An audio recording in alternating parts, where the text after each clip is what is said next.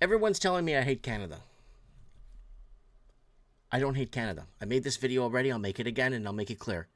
I don't hate Canada. I hate what Canada has become. That's what I hate the most.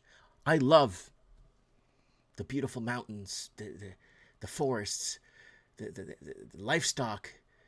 I love the beautiful windy highways. I love the clear blue skies. I love this country. Beautiful waterfalls, lakes, fresh water, everything at your fingertips here. I love Canada. But I hate what Canada has become. I'm sorry. I just hate what it's become. I hate what it's turned itself into. I hate how it's using its people to fight one another, to divide one another. I hate how it's giving authority and giving privilege to the people that did nothing to build this country, but they're getting front and center and they're getting everything handed to them. It doesn't make any sense how they're dividing us through financial bizarro means. They're dividing us through all kinds of stuff. They're dividing us through banking, finance, media. What's the new scare tactic? They're dividing us through everything. It started back in the day, if you guys remember. They started with the 3 minutes to midnight back in the 60s, or a quarter to midnight, and things are getting, the world's going to end, right? Then fast forward to the 90s, and then the ozone layer has a hole. Oh my God, you're burning plastic. The ozone layer is going to explode because of you. People started dividing. And why? Because of the BS, right? Florida's going to be underwater by 2012. I'm still waiting for Florida to be underwater. It's not underwater. I hate what Canada's become. I love Canada, but I hate what it's become. And it kills me inside, that the European expansion came here to build this country, to rid itself of the European persecution they were getting in Portugal. We were under we were in a lot of trouble in Portugal. We were starving because we were being sanctioned in Portugal. The Western countries were sanctioning us because we didn't want to give up our colonies in Africa that need us. Now it's all war-torn countries now after the Portuguese left. It's all power. It's a balance of power. It's a twilight struggle is what it is. And now what's happened to Canada is really brutal. Our schooling system, our healthcare system, why don't you just leave?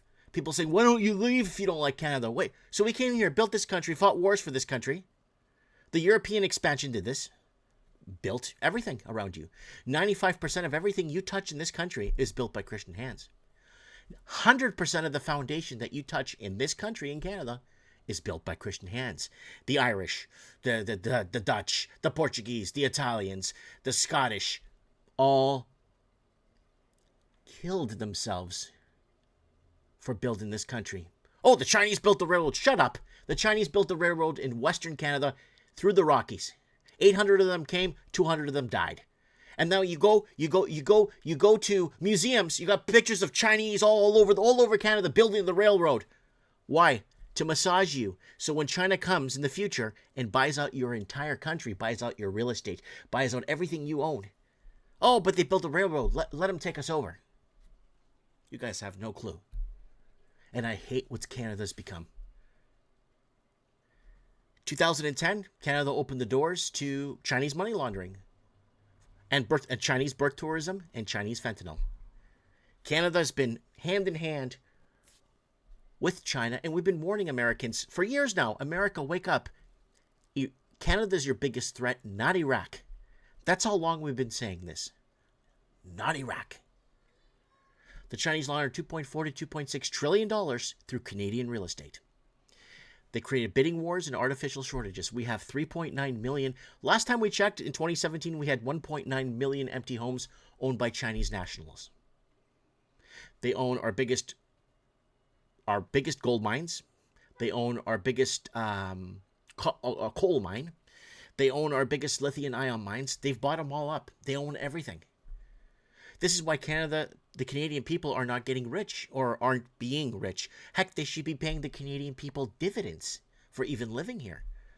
But no, the people that are getting the dividends are the people that did nothing to contribute to build this country. We fought wars for this country. We did everything for this country. And then after, No, just leave if you don't like it. It's like, so you see why I'm saying I don't hate Canada. I hate what Canada's become. Now all the street drugs in Canada are all laced with Chinese fentanyl to murder the Canadian proper.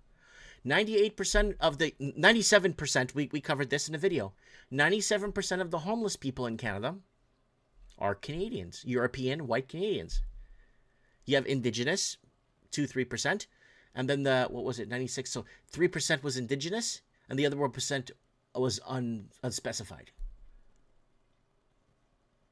You notice the people that didn't contribute to build anything in this country are the ones getting the clean office jobs, the bank jobs. They didn't build the bank. Don't get me, you're going to get me wrong here. They didn't build the bank in Canada.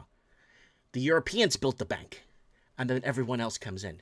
The big first wave came in 1993, was the big wave. Chinese, Pakistani. Why? Because in 93, that's when Canadian government closed immigration from Europe and made it harder for Europeans to come into Canada. So they needed us to build the country. Now they're telling us, get out of the country. We don't want you here anymore. Even in my own town, people are like, get out of here. We don't want you here. We don't like you. It's like, but what they're not seeing is who is going to maintain Canada. You think the Chinese are going to maintain Canada? We got video footage coming up on tonight's show of China, of its greatness. You think China is gonna maintain Canada's infrastructure? You think the people from India are? The people from Pakistan? Somalia? You think they're going to maintain Canada's infrastructure? They didn't build it. Do they know how to fix it? Oh, they can get trained, Mike. That's what training's for. Good luck. Good luck. I don't hate Canada. I hate what Canada's become. And it actually absolutely breaks my heart to see that we've just given it all away to migrants. The migrants are coming in now. The Chinese came in with trillions of dollars. Migrants came in. And why did they bring all these people from India, Mike? They brought them in to help the housing market because the Canadian proper, they're going homeless. They got to college degrees and they're going homeless. And you go to any city, it's all Canadian homeless people. You go to a bank, you walk into a bank tower, oh, everyone in here is Chinese. They don't even speak English. You go outside, the people that speak English are begging for money. We gave it all away. Our governments worked hand in hand with because look, China, Vietnam hates China. Laos hates China. Taiwan hates China. Tibet hates China. Thailand hates China. Philippines hate China. Australia hates China. New Zealand hates China. Everybody around China hates China. And not Canada. We love China. They're good. They bring money. Now they bring money. You can't afford to eat in Canada anymore. Because they brought money.